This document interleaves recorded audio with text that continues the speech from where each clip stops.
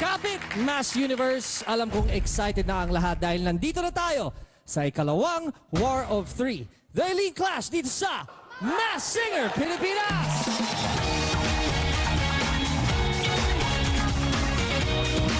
Ramdam na ang lahat ang tensyon ngayon pa lang dahil ito ang huling gabi bago ang Grand Finals. The Final Battle, malapit na! Kaya siguradong itotodo na ng mga mass singers natin ang kanilang mga performances. Pero di lang sila ang may itotodo. Siguradong totodo na rin ang pagkilatis at paghuhula ng ating mga judge detectives. At para masimulan na ang gabing ito, let's say hello to our judge detectives. Starting off with multimedia queen Nadine Lustre. Parang ikaw na yung trophy eh.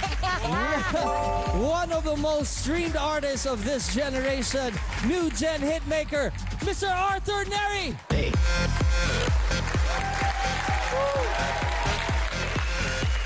At ito, ang walang kupas, ang guwapong comedian, singer, songwriter, Philippines King of Soul, Jano Gibbs.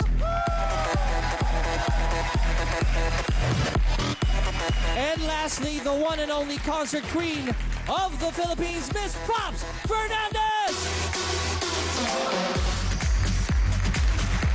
Good evening sa inyo, Judge Detectives. Ngayon, nandito na tayo sa huling gabi bago ang final battle. Gusto ko munang hingan ng mensahe ang ating mga Judge Detectives. Kung ano ang inaasahan nyo sa gabing ito, bilang ito na ang huling laban bago ang final battle natin. Bago ko tanongin lang ang lahat, gusto ko lang matanong si Daddy Jano lang muna. Daddy, yes. Ano nangyari sa pambaba mo? Bakit ganyan yung suot?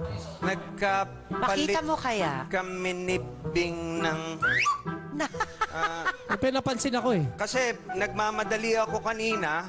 Ang nakuha ko yung kay Bing. Hindi pantalon yan, dress yan eh. Pero may tanong din ako sa'yo eh. Bakit?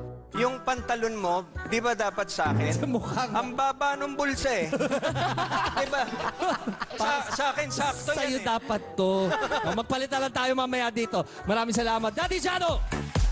Sabi ko, kakaiba yung araw na to. Papalapit na tayo sa Grand Finals. Nag-dress na lang si Daddy Jano eh. Kayo, anong mga mensahe nyo para sa mga mass singers natin? Huling laban na nila to bago Grand Finals. First of all, I am so sure na mahihirapan kami. Sasakit ang ulo namin. Because before this, hirap na kami. So there's so much pressure also on our part, no? Yep. We have to choose well and we have to choose correctly. Ayan. Arthur, ikaw. Yun din yung sabi ko last time, yung authenticity. Gusto ko pa din yung makita. Yun yung authenticity talaga. Yes. Nadine? Ako, excited akong makita yung performances nila. Well, alam kong lahat na nandito at sa kanilang mga TVs nanonood, excited na excited para ngayong gabi.